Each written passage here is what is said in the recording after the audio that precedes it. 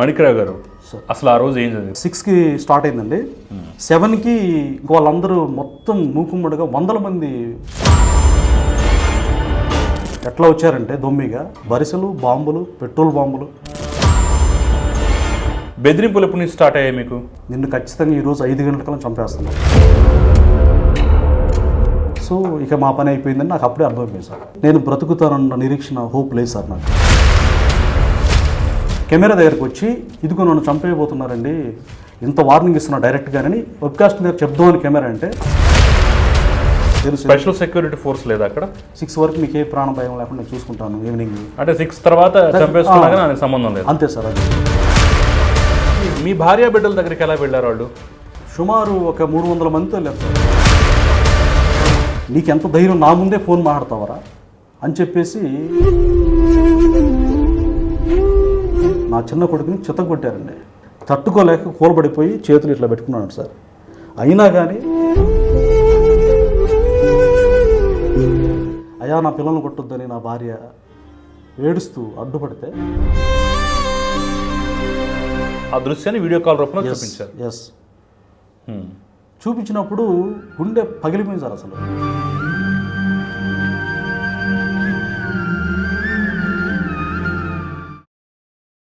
నమస్తే, welcome to ఆదా.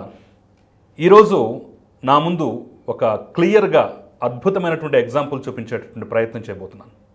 నా ముందు కూర్చున్నటువంటి వ్యక్తిని ఎన్నికల రోజు ఆయన పోలింగ్ బూత్లో ఏజెంట్గా కూర్చున్నాడు అనేటటువంటి ఒకే ఒక కారణంతో పిన్నెల్లి రామకృష్ణారెడ్డి సోదరుడు డైరెక్ట్గా వచ్చి బూత్లోనే నిన్ను సాయంత్రం 5 గంటలకల్లా చంపేస్తాను, రెడీగా ఉండని చెప్పేసి వార్నింగ్ ఇచ్చి, అయినా సరే ఆ వ్యక్తి వినకుండా అక్కడే కూర్చుని ఉన్నాడు, బయటికి రావట్లేదు. మమ్మల్ని ఎదిరిస్తాడా, మమ్మల్ని ధిక్కరిస్తాడా, మేము రెడ్లం, అతను ఆఫ్టర్ ఆల్ ఒక ఎస్సీ, ఇంత పొగరెందుకని చెప్పేసి డైరెక్ట్గా ఆ వ్యక్తి ఇంటికెళ్ళి అక్కడ ఇంట్లో ఉన్నటువంటి తన భార్యని పిల్లల్ని చిత్రహింసలు పెట్టి పైశాచిక ఆనందం పొందిందే కాకుండా దాన్ని వీడియో కాల్ రూపంలో ఆ వ్యక్తికే చూపించి, రా బయటికి రా, చంపటానికి మేము సిద్ధంగా ఉన్నామని చెప్పేసి నరక యాతన పెట్టారు.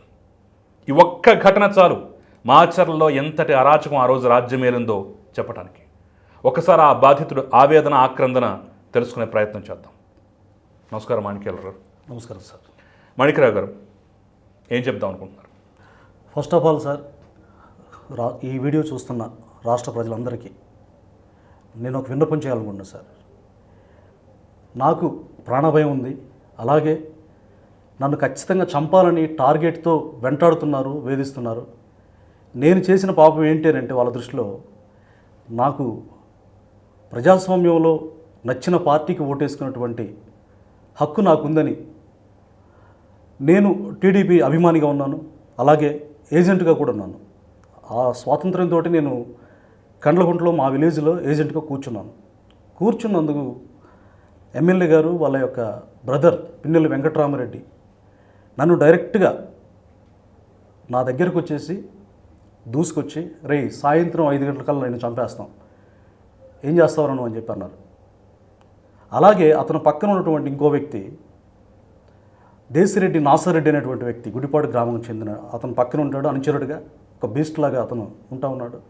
అతను కూడా వచ్చి, రే వింటున్నావా ఏం చెప్తున్నాడు, మా బావ ఏం చెప్తున్నాడు వింటున్నావా అని చెప్పేసి నన్ను చంపేస్తామని చెప్పారు సార్. అయినా నేను భయపడలేదు, ఎందుకంటే చావుకి తెగించి నేను ఏజెంట్ కూర్చున్నాను. ఎందుకంటే ఆ అరాచకం భరించి ప్రజాస్వామ్యం కావాలి, స్వేచ్ఛ కావాలనే ఉద్దేశంతో నేను పార్టిసిపేట్ చేశాను.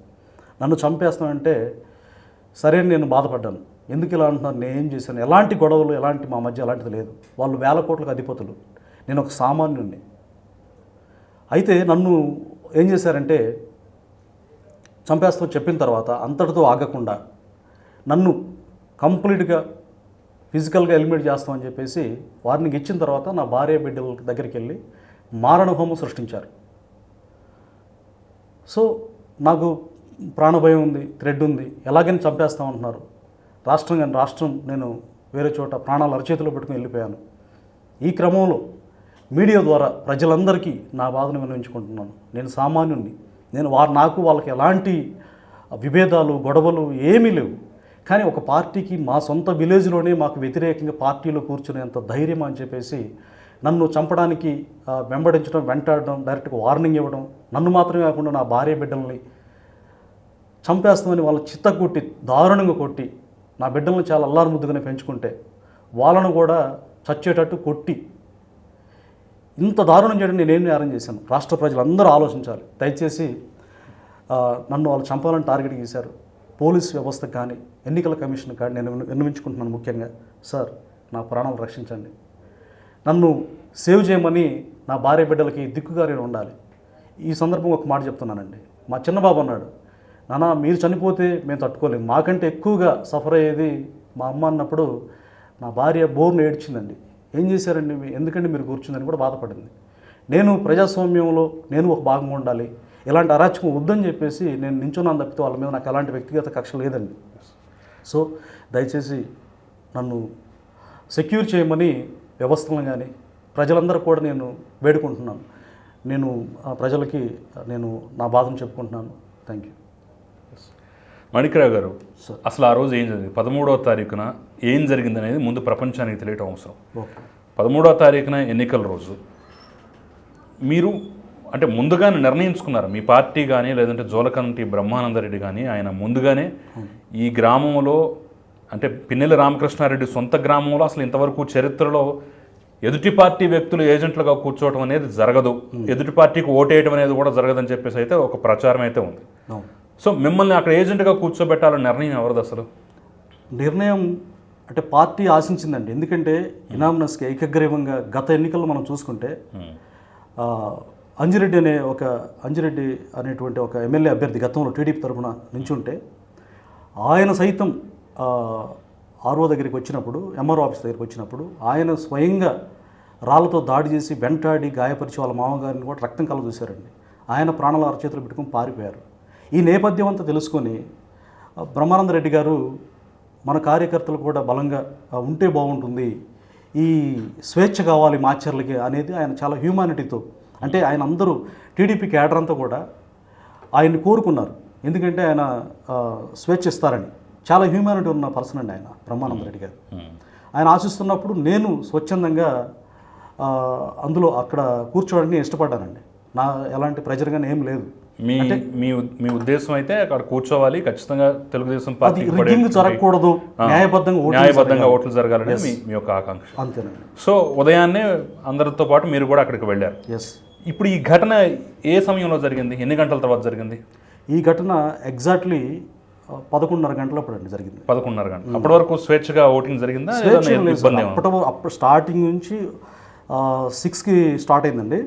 7కి వాళ్ళందరూ మొత్తం మూకుమ్మడిగా 100 మంది రౌండప్ చేశారండి. ఏది పోలింగ్ బూత్ 4 ఉన్నాయండి బూతులు. 4 బూతులు పక్క పక్కనే ఉంటాయి. కండ్లకుంట అండి. పిన్నెల్లి రామకృష్ణారెడ్డి సొంత విలేజ్, ఆయన ఓన్ విలేజ్. నేను కూడా అక్కడే పుట్టిన ఆ ఊరు వ్యక్తిని. నేను కూడా. ఎంత ఓటింగ్ ఉంటుంది? అప్రాక్సిమేట్గా 3,000 ఓటింగ్ ఉందండి. 3,000 ఓటింగ్. సరే, 7 గంటలకు స్టార్ట్ అయిపోయింది. అవును. 7 గంటలకు మొత్తం చుట్టుముట్టారు. 6 గంటలకు స్టార్ట్ అయింది సార్. 7 గంటలకి వాతావరణం ఒక్కసారికి మారిపోయింది సార్. ఇక్కడ అంటే ఏం చేశారు? మారణాయుధాలతోటి వ్యక్తులు, ప్రైవేటు వ్యక్తులు తలగుడ్డలు చుట్టుకొని, అంటే ఒక ఫ్యాక్షన్ వాతావరణం నేను అక్కడ చూశాను.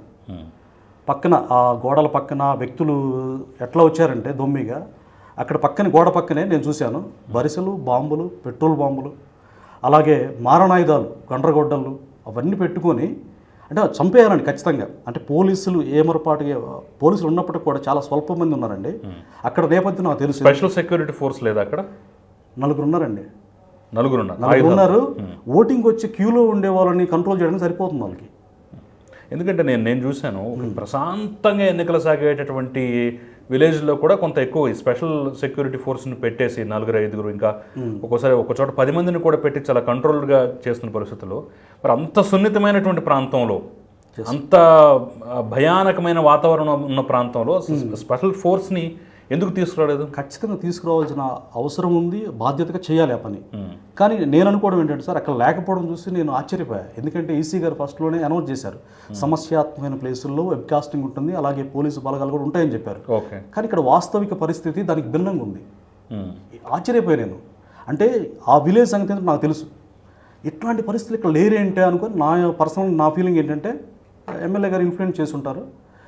ఆయన వల్లనే ఇక్కడ రాకుండా తన ఊర్లో తను ఇన్ఫ్లుయెన్స్ చేశారేమో, అధికార పార్టీ ఎమ్మెల్యే గారు కదా, 4 సార్లు గెలిచారు. సో ఇక మా పని అయిపోయిందని నాకు అప్పుడే అర్థమైపోయింది సార్. వెళ్ళటంతోనే మీకు అర్థమైపోయింది 7 గంటలకి అక్కడ వాతావరణం మారిపోయింది. బెదిరింపులు ఎప్పటి నుంచి స్టార్ట్ అయ్యాయి మీకు? డైరెక్ట్గా పిన్నెల్లి వెంకటరామరెడ్డి ఎమ్మెల్యే గారి తమ్ముడు డైరెక్ట్గా కాసేపు ఫస్ట్ నేను లాస్ట్ బూత్ అండి, అది 114 బూత్లో నేను కూర్చున్నాను. 114 బూత్ ముందు ఒక 10 మినిట్స్ ఆయన వెయిట్ చేశారు, వాళ్ళ అనుయాయులతో మాట్లాడారు. డైరెక్ట్ నా దగ్గరకు వచ్చారండి. ఏజెంట్గా నేను కూర్చున్నా రూమ్లో. అక్కడ పీఓ ఉన్నారు, ఏపీఓ ఉన్నారు, మిగతా పోలింగ్ సిబ్బంది ఉన్నారు. అందరు ముందు రే నిన్ను చంపేస్తాం, ఎంత ధైర్యం రా నీకు, నా విలేజ్లో నాకు వ్యతిరేకం కూర్చునేంత ధైర్యం నీకు ఎక్కడి నుంచి వచ్చిందిరా, నిన్ను ఖచ్చితంగా ఈరోజు 5 గంటలకల్లా చంపేస్తున్నాం, నీకు ఎవడరా దిక్కు అన్నాడు. అందరి ముందు సార్. నేను అప్పుడు వెంటనే వెబ్కాస్టింగ్ జరుగుతుంది కదా, కెమెరా దగ్గరికి వచ్చి ఇదిగో నన్ను చంపేయబోతున్నారండి, ఇంత వార్నింగ్ ఇస్తున్నా డైరెక్ట్గానని వెబ్కాస్టింగ్ దగ్గర చెప్దామని కెమెరా అంటే పవర్ లేదు. స్టార్టింగ్ ఆద్యంతం పవర్ లేదు సార్, స్టార్టింగ్ నుంచి ఎండింగ్ వరకు. మధ్యలో ఒక 2 మినిట్స్ వచ్చి వెళ్ళిపోయింది. నేను పిఓ గారికి ప్రిసైడింగ్ అధికారి గారికి చెప్తూనే ఉన్నాను, పవర్ లేదు ఏంటండి అని అంటే వాళ్ళు భయపడి ఒక రకంగా వాళ్ళకి బీభత్సంగా వాళ్ళకి సేవ చేస్తున్నట్టు అనిపించింది. సో అక్కడైతే వెబ్కాస్టింగ్ కూడా జరగలేదు సార్, 0. ఇప్పుడు మీరు చెక్ చేసిన ఇప్పుడు ఈసీ గారి దగ్గరికి ఈ వీడియో పోద్దని నేను చూస్తాను అనుకుంటాను. నేను అక్కడ కండ్లకుంటలో వెబ్కాస్టింగ్ ఒక్కసారి వీడియో ఫుటేజ్ బయట పెట్టమన్నాను చాలు. నేను చెప్పేది ఒకవేళ అది అబద్ధం. ఒకవేళ వెబ్కాస్టింగ్లో అక్కడ విజువల్స్ చూస్తే అసలు ఓటింగ్ కూడా ఎంత భయంకరంగా జరిగిందంటే, ఒక వ్యక్తి వస్తే ఆ వ్యక్తికి 2-3 వస్తారు, ఆడితో నొక్కిస్తారు, వాళ్ళ ఏరు ఓటు పక్కన లేపిస్తారు 2-3. ఇదేంటి అని నేను క్వశ్చన్ చేస్తే అబ్జెక్షన్ పెడితే, ఏదిరా నీకు బతకాలం లేదా అని అక్కడ వాళ్ళ ఏజెంట్లు అంటారు నన్ను. అసలు ఏంటిది ప్రజాస్వామ్యమా ఏంటి అని అంటే, ఈ విలేజ్లో ఉండి వాళ్ళకు నువ్వు బానిసగా అందరిని బానిసలు చేసుకొని పరిపాలించేటువంటి వ్యక్తిత్వం ఉందని నాకు తెలుసు సార్. అది నేనేంటంటే వాళ్ళ మీద నాకు వ్యతిరేకం లేదు, వాళ్ళ మీద నాకు కక్ష లేదు. స్వతంత్రంగా నా ఓటు నేను వేసుకోలేదు సార్. మీ ఓటు మీరు వేసుకోలేదు? ఏజెంట్గా కూర్చుని కూడా నేను ఓటు వేసుకోలేదు. వేయాలని నా భార్య బిడ్డలతో సహా నేను అక్కడికి వెళ్తే మేము 4 ఓటేసుకోలేకపోయాం. అంటే ఎంత భయానక వాతావరణం చెప్పండి. నన్ను చంపేస్తే సార్, నా భార్య బిడ్డలు ఏం చేశారు చెప్పండి? ఏ పాపం తెలియదు నా భార్య బిడ్డలు ఏం, నేను మాత్రం ఏం చేశాను? సో వెంకటరామరెడ్డి వచ్చాడు, మీకు వార్నింగ్ ఇచ్చి వెంటనే వెళ్ళిపోయాడా? వెళ్ళలేదండి, అక్కడే ఉన్నాడు బూత్లో. 2 అవర్స్ బూత్ బయటకు వచ్చారు. మంది మార్బలాన్ని వీడిని చంపాలి అంటే నాతో పాటు ఉన్న మిగతా ఏజెంట్లు కూడా కనీసం పోలీసులు మాట్లాడే ప్రయత్నం, సర్ది చెప్పే ప్రయత్నం కూడా చేయలేదా? నిస్సహాయులు సార్. అంటే వాళ్ళ స్పెషల్ సెక్యూరిటీ గ్రూప్ ఏం చేస్తుంది? లేరు సార్. అయితే అక్కడ నా అదృష్టవశాత్తు ఒక ట్రైనీ డిఎస్పీ గారు జగదీష్ గారు ఉన్నారండి, యంగ్స్టర్. ఆయన చెప్పాను, సార్ ఇక్కడ డైరెక్ట్గా ఎమ్మెల్యే గారు తమ్ముడు నన్ను వార్నింగ్ ఇచ్చాడని చంపేస్తామని. ఇక్కడ వాతావరణం మీరు చూడండి, అందరూ మారణాయుధాలతో ఉన్నారు, కొన్ని 100 మంది, ఒకళ్ళిద్దరు కాదు, నన్ను చంపేస్తున్నారండి, దయచేసి నన్ను సేవ్ చేయండి సార్ అని అడిగాను. ఆయన మొత్తం చూశాడండి, అర్థమైపోయింది మీరు చెప్పిన కంటే ఇక్కడ వాతావరణం చాలా భయానకంగా ఉంది. ఓకే, ఆయన కూడా ఫస్ట్ అంత సీరియస్ తీసుకోలేదు. 6 వరకు నేను ఉంటానండి, 6 వరకు మీకు ఏ ప్రాణ భయం లేకుండా నేను చూసుకుంటాను. ఈవినింగ్ అంటే 6 తర్వాత చంపేసుకున్నాక నాకు సంబంధం లేదు. అంతే సార్. అదే ఇదేం పోలీస్ వ్యవస్థ? అదే కదా సార్ బాధపడుతుంది అన్నారు. అదేంటి సార్, అదే అన్నా నేను, అదేంటి సార్ అలా అంటారు? ఇక్కడ క్షణాల్లో అవసరమైతే మిమ్మల్ని లాగిపడేసి ఇప్పుడు చంపడానికి సిద్ధంగా ఉన్నారు సార్, ప్లీజ్ సేవ్ మీ అని చెప్పేసి 2 చేతులు జోడించి దండం పెట్టారు సార్. నేను నిజం అడగండి, ఆయన్ని మీరు అడిగినా చెప్తారు. అదే అంటే మీకు అక్కడ మీరు లోపలికి వెళ్ళి వార్నింగ్ ఇచ్చిన తర్వాత డిఎస్పీ వచ్చేంత వరకు కూడా ప్రాణాల అరచేతిలో పెట్టుకుని ఉన్నాయి సార్. నేనే బయటకు వచ్చాను. ఇంకా బయటకు వచ్చి అంటే నేను వాటర్ తాగడానికి అని చెప్పి నాకు వాటర్ కూడా లేదు, మార్నింగ్ నుంచి టిఫిన్ కూడా లేదు. ఒక వ్యక్తిని అక్కడ పోలింగ్ సిబ్బందిని నేను ఫోన్ అడిగితే ఇవ్వమని భయపడి ఇవ్వలేదు నాకు ఫోను. ఏమంటే నా భార్య బిడ్డలకు లాస్ట్ కాల్ చేసుకుంటా అని చెప్పేసి అడిగితే, మేము ఇవ్వం, మమ్మల్ని వాళ్ళు చంపేస్తారు, కొడతారు, మేము ఇవ్వం, ఎవరి నుంచో మన రీజెంట్గా మిమ్మల్ని అని చెప్పారు. అంటే నేను బ్రతుకుతానన్న నిరీక్షణ, హోప్ లేదు సార్, నాకు 0% ఉంది. మీ ఫ్యామిలీ వరకు ఎలా వెళ్ళారు? అంటే దాదాపు వార్నింగ్ ఇచ్చిన తర్వాత కూడా 2 గంటల పాటు వాళ్ళు అక్కడే పరిసర ప్రాంతాల్లో ఉన్నారన్నారు. సో మీరు బయటికి రాకుండా లోపలే ఉన్నారనేటువంటి కారణంతో మిమ్మల్ని బయటికి రప్పించాలని మీ ఫ్యామిలీ దగ్గరికి వెళ్ళారా? మేబీ అయ్యి ఉండొచ్చు సార్. నేను వివరాలు తెలుసు కదా, తెలుసు, మొత్తం A to Z. ఇప్పుడు నా భార్య మీ గురించి మొత్తం వివరాలు తెలుసు వాళ్ళకి, మొత్తం తెలుసు సార్. నేను వెళ్ళినవును అసలు ఎమ్మెల్యే గారికి బాగా తెలుసు, వాళ్ళ తమ్ముడికి తెలుసు. దట్టు నేను జర్నలిస్ట్గా పనిచేశాను, నేను ప్రింట్ మీడియాలో వర్క్ చేశాను, ఎలక్ట్రానిక్ మీడియాలో వర్క్ చేశాను. ఎక్కడ సార్, ఏ ఛానల్లో పనిచేశారు? స్టార్టింగ్ నేను మహా టీవీలో ఫస్ట్ పేజ్ సార్, జిల్లా స్టాఫ్ రిపోర్టర్ చేశాను నేను మహా ఓకే, టీవీలో. ఇప్పటివరకు మన సాధారణ ఉద్యోగం అనుకుంటున్నాను మీరు చేశాను సార్, జర్నలిస్ట్ జర్నలిస్ట్. అయితే జర్నలిస్ట్ కానీ ఎవరైనా కానీ ఆ విలేజ్లో ఎవరైనా సరే వాళ్ళని ప్రశ్నించేటువంటి హక్కు లేదు, మాట్లాడే హక్కు లేదు, వాళ్ళ కళ్ళలోకి చూసే హక్కు కూడా లేదు.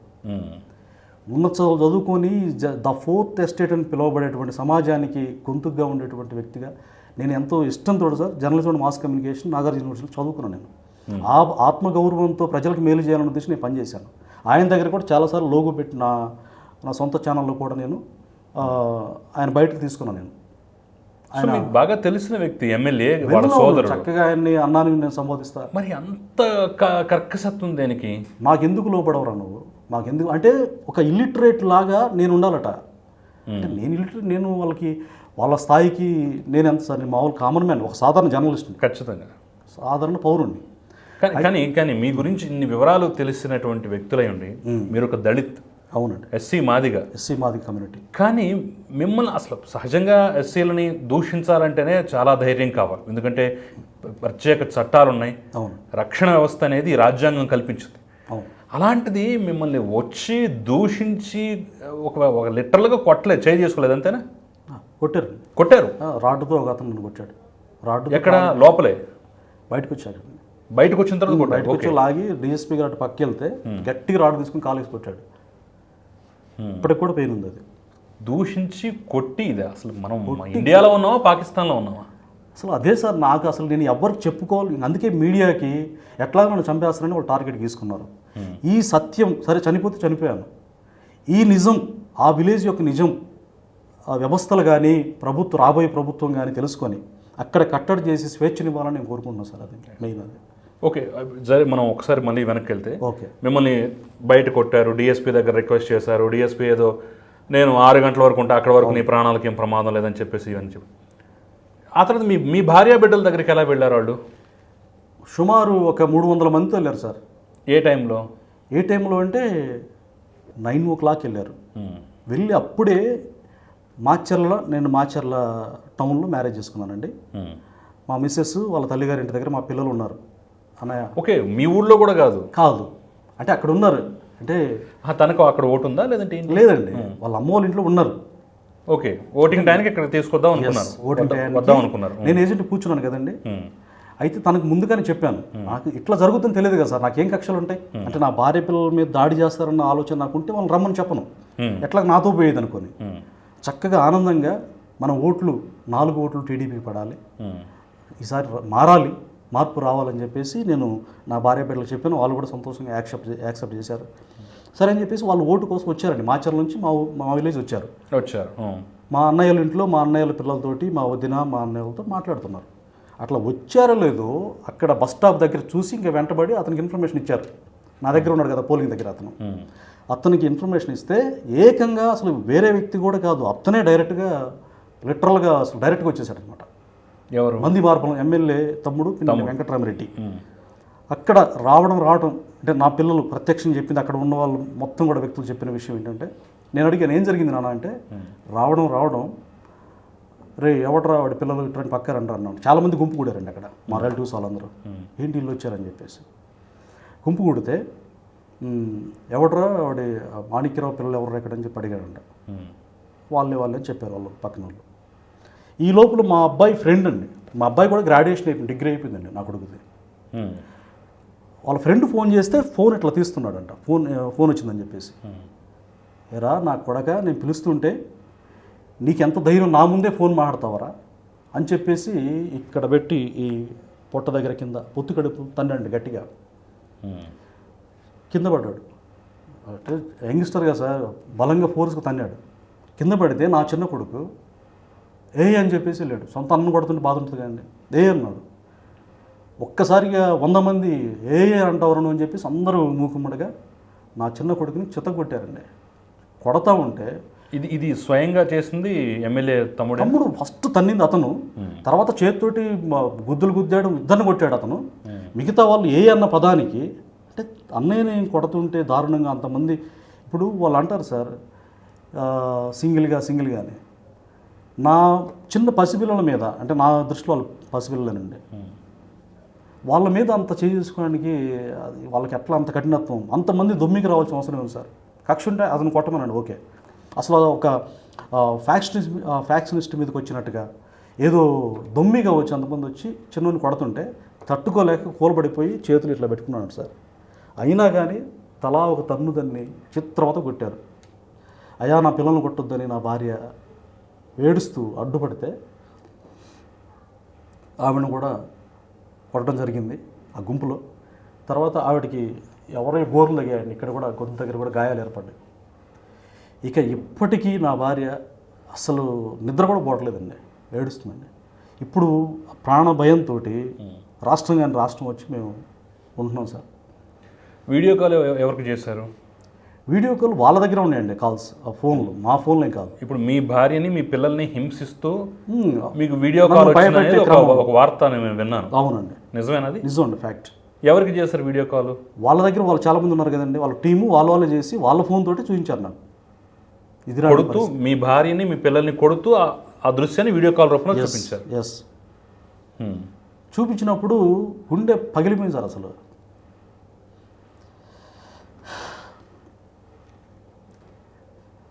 చాలా బాధ వేసింది. ఎందుకంటే నాకు ఓకే, నాకు థ్రెడ్ ఉంటే ఉంది, నా భార్య బిడ్డలు ఏం పాపం చేశారని చెప్పేసి నేను చాలా బాధపడ్డా. ఎందుకు ఇలా చేస్తారు అసలు నేను ఊహించలేదు సార్. నేను చిన్నప్పటి నుంచి చూశాను ఆ ఫ్యాక్షన్. అసలు అలాంటి వ్యక్తులు నాకు తెలుసు, అంత క్రూయాలిటీ మానవత్వం లేని వ్యక్తులని తెలిసే నేను వేరే పార్టీని అభిమానించాను. వాళ్ళు కొంచెమైన హ్యూమానిటీలో 10% ఉన్న 100కి నేను వాళ్ళనే వెంబడించేవాడిని. సొంత ఊరు కదండి, ఏదైనా హెల్ప్ చేస్తారు, అరే నేను వాళ్ళనే వెంబడించేవాడిని. అంత క్రూరత్వం ఉంది కాబట్టి నా మనస్సాక్షి వాళ్ళని ఫాలో అవ్వడానికి ఇష్టపడలేదండి. బ్రహ్మారెడ్డి గారిని నేను చూసా దగ్గరుండి, ఆయన కలిశాను. ఆయన వ్యక్తిత్వం, ఆయన మాటలు నాకు ఎంతగానో ఆకర్షించాయి. ఎస్, ఒక బలమైన నాయకుడు, ఒక మంచి నాయకుడు వచ్చాడు. ఖచ్చితంగా మా మాచాలకు స్వేచ్ఛను వస్తుంది. పల్నాడు చరిత్ర మీకు తెలిసే ఉంటుంది సార్, యాజ్ ఎ జర్నలిస్ట్గా. పల్నాడి బ్రహ్మనాయుడు అనేటువంటి వ్యక్తి కులమతాలకు అతీతంగా చాపుకుడి భోజనం పెట్టి అందరినీ ఏకంగా ఈక్వల్ తన బిడ్డల్లాగా ఒక మహామంత్రిగా పనిచేశాడు ఆయన. అలాంటి వ్యక్తిత్వం నేను బ్రహ్మారెడ్డి గారిలో చూశానండి. ఆయన నేను ముఖస్థుతి చేయడం కాదు, ఆయన ఎంత విషయం సరే, ఆయనకు డబ్బు లేకపోవచ్చు నాకు తెలియదు సార్, ప్రేమ విషయంలో ఆయన సాటి ఎవ్వరూ లేరు. ఆయన గురించి ఇంకో మాట కూడా చెప్పాలి. నా ఫ్రెండ్స్ కొంతమంది డైరెక్ట్గా చూశారు, ఆయన కూడా ఫిజికల్గా ఎలిమినేట్ చేయాలనుకుని ఆయన కళ్ళల్లో కారం కొట్టారు. పాలవాయి గేటని మంజుల అనేటువంటి ఒక సిస్టర్ గారిని నరికారు కదండి. అక్కడ ఆయన నిలబడితే ఆయన కళ్ళల్లో కారం కొట్టారు, ఆయన కార్లు బద్దలు కొట్టారు. ఫిజికల్గా ఆయన ఎలిమినేట్ చేయాలని చూసినప్పుడు కూడా ఆయన భయపడలేదండి. అలాంటి నాయకుడు కదా కావాలని ప్రతి క్యాడర్ కానీ కార్యకర్త కోరుకుంటుంది.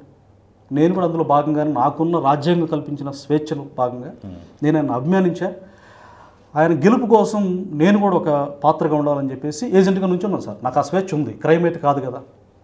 అది వాళ్ళకి సహించలేకపోయారు. సో వీడియో కాల్ చేసిన తర్వాత మీరు అక్కడి నుంచి చెల్లించిపోయి బయటకు వచ్చారా, లేదంటే ఇంకా అక్కడ డిఎస్పీ గారికి చెప్తున్నాను సార్ అన్ని. వీడియో కాల్ చేసిన విషయం వీడియో కాల్ చేసినాక కూడా చెప్పారు సార్, నన్ను చంపేశారు, నన్ను సేవ్ చేసినా చేయకపోయినా నా భార్య బిడ్డలని సేవ్ చేయండి సార్ అని ఆయన వేడుకున్నానండి నేను. ఆయన ఫస్ట్లో లైట్ తీసుకున్నా కానీ ఈ సిచ్యువేషన్ చూశాక ఆయన చెల్లించిపోయారండి. ఏ మాట కామాట చెప్పాలి, హ్యూమానిటీ ఆయనలో కనిపించింది. ఖచ్చితంగా అండి నేను చెప్తానని చెప్పారు. ఎస్పీ గారితో మాట్లాడారు, జేసీ గారితో మాట్లాడారు నా ముందే. కానీ మేము చూస్తాం స్పందన లేదు సార్, పోలీస్ ప్రొటెక్షన్ లేదు. మరి ఎట్లా బయటపడ్డారనేది మీకు చెప్పాలన్నమాట. ఇక నాకు విషయం తెలిసిపోయింది సార్. నేను తెలిసిపోయి డిఎస్పీ గారు ఆయన వెహికల్లో ఎక్కించుకున్నారు. గొట్టిపాలు అనే విలేజ్ నుంచి కొంతమంది కావాలి, ఇక్కడ లేదు, ఇక్కడ చంపడానికి వస్తున్నారు వ్యక్తులు. ఇతను నేను కొంతమందికి నాతో పాటు ఇంకో 3 ఏజెంట్లు ఉన్నారండి. పాపిరెడ్డి అని గతంలో ఆయన టీడీపీలో యాక్టివ్ ఉంటే ఆయన నరికి చంపేశారు. ఆయన పిల్లలు నాతో ఉన్నారు. ఆయన పిల్లలు వాళ్ళ పాపిరెడ్డి గారి వల్ల తమ్ముడు కొడుకు ఒక అబ్బాయి వాళ్ళు ఉన్నారు. వాళ్ళు కూడా గజగజ వణికిపోతున్నారు భయంతో. మేము ఉన్నాం. డిఎస్పీ గారు మమ్మల్ని వెహికల్ ఎక్కించుకొని ఇక స్పీడ్గా నన్ను ఆ వెహికల్ని చాలా అత్యంత వేగంగా తీసుకెళ్ళి వెల్దుర్తి పోలీస్ స్టేషన్ దగ్గర డ్రాప్ చేశారండి. ఇక నా భార్య పిల్లలు ఏడుస్తూ ఫోన్లు చేస్తున్నారు. అప్పుడు ఫోన్ నేను బయటికి తీసుకున్నా. డిఎస్పీ గారిని రిక్వెస్ట్ చేసి నా ఫోన్ పొలం చూడండి, నాకు ఫోన్ ఇప్పించాలంటే టయానికి మా అన్నయ్య కొడుకు అక్కడ కనిపించాడు. నా ఫోన్ తీసుకురామని చెప్పారు, ఫోన్ తెచ్చారు. ఎంతసేపు మీ భార్య పిల్లల్ని హింసించారు వాళ్ళు? దాదాపుగా ఒక 1 అవర్ వరకు హింసించారండి. హింసించి ఇంకా వీడియో కాల్ చూపించినా సరే మీరు బయటకు రారని వదిలేసి వెళ్ళిపోయారా, లేదంటే? వదిలేసి వెళ్ళిపోలేదు. పోలీసులు ఇప్పుడు ఇందాక అదే చెప్తాం, గొట్టిపాలెం అనే గ్రామం నుంచి కొంతమంది సెంట్రల్ ఫోర్స్ని ఒక 4-5 వచ్చారు సార్. ఆయన ఫోన్ చేశారు, ఇక్కడ క్రిటికల్గా ఉంది, ఇక్కడ అసలు లేరు, ఇక్కడ పోలీస్ పవర్ లేదు అని అంటే ఆ డిఎస్పీ గారు చేస్తే వితిన్ 15 minutesలో అక్కడికి వచ్చారు.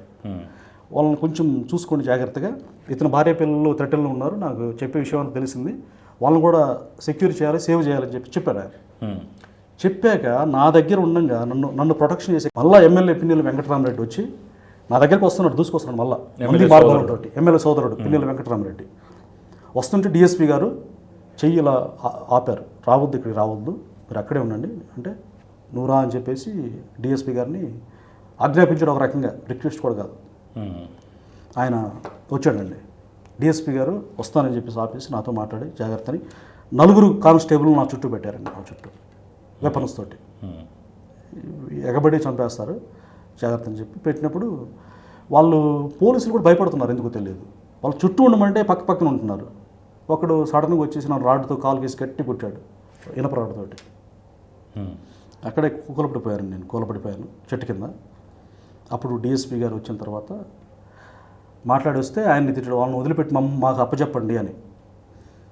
సో ఆయన అప్పచెప్పలేదు.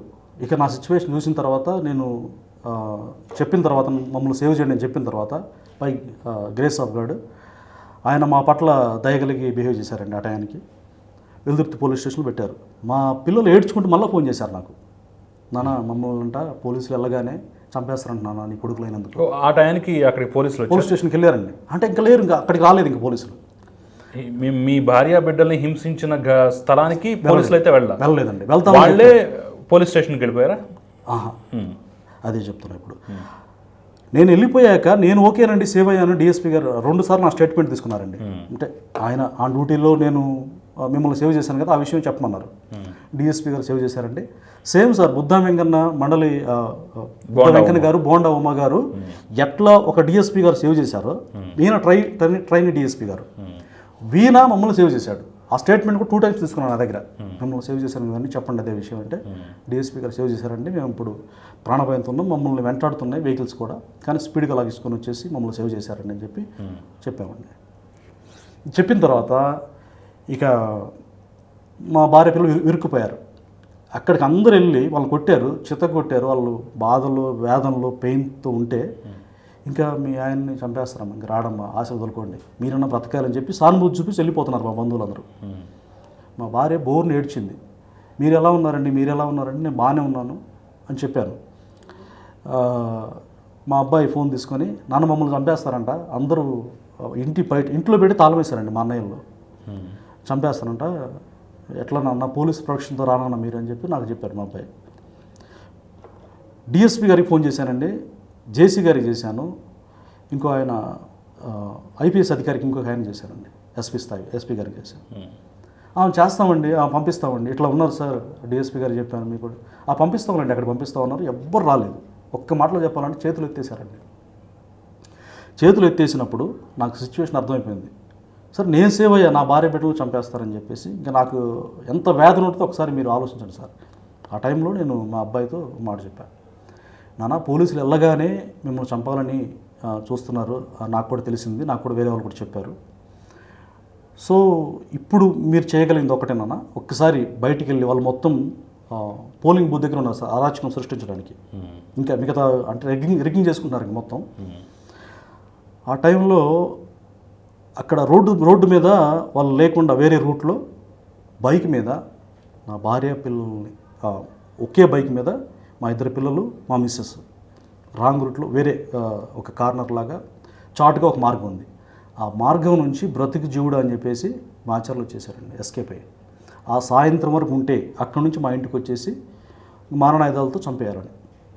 సో అట్లా బ్రతికి బయటపడడం తప్పితే ఇక వేరొకటి కాదు. చాలా యాదృచ్ఛికం. అసలు మేము ఎట్లా బ్రతికాము కూడా ఇప్పటికీ వెంటాడుతున్నాడు. ఎక్కడుంటాడు వాడు, ఎక్కడ అని ఒక కిరాయి మూకతో కూడా నన్ను చంపించడానికి వేటాడుతున్నాడని నా సొంత రక్త సంబంధికులు చెప్పారు. జాగ్రత్త జాగ్రత్త, వందల ఫోన్స్ కాల్ సార్. ఇప్పుడు వాళ్ళిద్దరే పరారీలో ఉన్నారు కదా, ఇప్పుడు ప్రజెంట్ ఇప్పుడు కూడా స్టిల్ వాళ్ళు పరారీలో ఉన్నా కానీ మీ మీద కక్ష తీర్చుకోవడానికి సిద్ధంగా ఉన్నారా? ఓకే, ఇప్పుడు ఒకవేళ నేను వాళ్ళు కొంచెం నా మీద సీరియస్గా దృష్టి కేంద్రీకరించకపోయినా కానీ ఇన్ కేస్ వాళ్ళు గెలిచిన వాళ్ళ పార్టీ ఒకళ్ళు బయట ఉంటే మటుకు నాకు డైరెక్ట్గా ఫేస్ టు స్ట్రైట్గా వార్నింగ్ ఇచ్చాడు కదా సార్, నిన్ను చంపేస్తున్నారు. ఇప్పుడు లేట్ అయిందని బాధపడుతున్నాడు.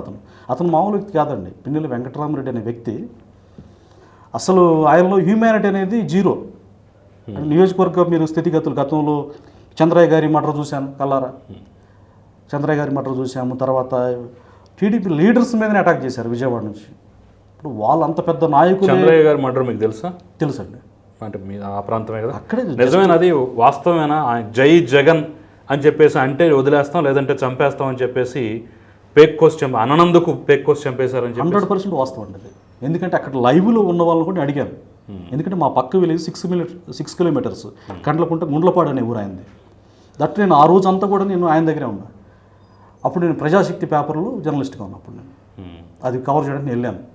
బాబు గారు వచ్చారు, అక్కడ ఆ విషయం ఆయన చలించిపోయారు, ఆయన పాడెమోసారు. ఆ టైంలో ఆయన చంద్రయ్య గారిని నాకు తెలుసు, అంటే వీళ్ళు ఏదేం చేయగలరు నన్ను కూడా అదే చేయగలరు, ఏదో బ్రతికి బట్టగట్టే కానీ ప్రస్తుతానికైతే. తర్వాత ఇన్ కేసు ఒకవేళ వాళ్ళు వస్తే అధికారం ఉంటే మటుకు ఖచ్చితంగా నన్ను చంపేస్తారనేది. ఒక్క ఏజెంట్గా కూర్చున్నందుకు ఇంత పగ? అవును సార్, ఏజెంటే కాదు, వాళ్ళకి కనీసం ఎదిరించింది ఏంటండి అని ప్రశ్నించే హక్కు కూడా మా గ్రామం లేదు, ముఖ్యంగా నియోజకవర్గం లేదు. అతని సొంత విలేజ్ కాబట్టి అందరూ బానిసలుగా అణిగి ఆయనకి లోబడి ఉండాలి. అసలు ఆయన కళ్ళల్లోకి చూసినా ఓర్చుకోలేరు ఆయన. మరి ఏంటో మరి ఆ మనుషుల్లో కాదో తెలియదండి. సో ఫైనల్గా ఏం చెప్పదలుచుకున్నారు మీరు? ఫైనల్గా రాష్ట్ర ప్రజలకి, నేను మనిషిని, సాటి మనిషినే, నాకు బ్రతకాలని ఆశ ఉంటుంది, నాకు బాధ్యతలు ఉన్నాయి సార్. నా పిల్లలు నేను ఎంతో అల్లారు ముందుకు పెంచుకున్నాను. తీవ్రం కొట్టారు, గాయపరిచారు, చంపాలనుకున్నారు, సరే పై గ్రేస్ ఆఫ్ గాడ్ బ్రతికారు. ఇకనైనా దయచేసి మమ్మల్ని ఆ వేటాడటం, వెంటాడటం, చంపాలనుకోవడం ఆలోచన వాళ్ళు మానుకోవాలని నేను వాళ్ళకు కూడా రిక్వెస్ట్ చేసుకుంటున్నాను. వాళ్ళకి నాకు ఎలాంటి గొడవలు కానీ, వాళ్ళ కమ్యూనిటీ వేరు, మా కమ్యూనిటీ వేరండి. వాళ్ళు ఎంతో రాజకీయంగా బలవంతులు, నేను ఒక సామాన్యునండి. సామాన్యులు ఖచ్చితంగా రేపు వచ్చే నూతన ప్రభుత్వం అయినా కానివ్వండి, ఇప్పుడు పోలీస్ వ్యవస్థ కానివ్వండి, ఎన్నికల కమిషన్ కానివ్వండి, మీ విషయంలో ప్రత్యేకంగా దృష్టి సారించాలని అయితే నన్ను కాపాడాలని నేను కోరుకుంటున్నాను. ఈ వీడియో చూస్తున్నటువంటి ప్రతి ఒక్కళ్ళు కూడా ఖచ్చితంగా మాణిక్యరావు గారికి కానివ్వండి, అలాంటి సామాన్యుడికి మద్దతు పలకాల్సినటువంటి అవసరం అయితే ఎంతో ఉంది. మీ మద్దతును కూడా తెలియజేయండి.